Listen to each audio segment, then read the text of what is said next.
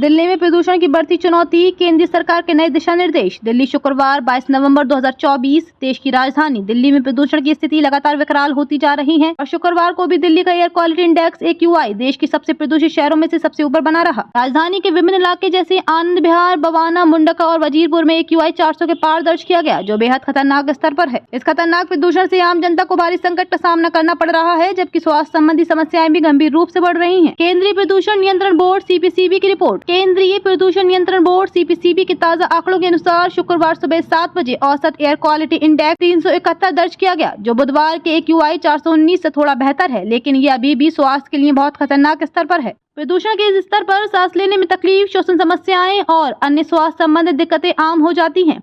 विशेषज्ञों के अनुसार जब AQI 300 से ऊपर होता है तो ये बहुत खराब श्रेणी में आता है और 400 के पार होने पर यह खतरनाक स्थिति में तब्दील हो जाता है।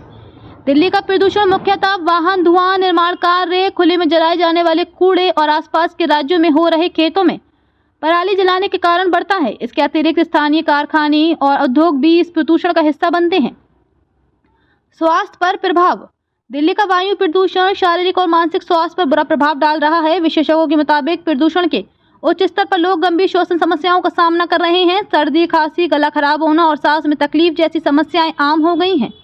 विशेष रूप से बच्चों और बुजुर्गों के लिए ये खतरे की घंटी है। इसके अलावा लंबे समय तक इस प्रदूषण के संपर्क में रहने से हृदय रोग, अस्थमा और अन्य गंभीर बीमारियां भी हो सकती हैं।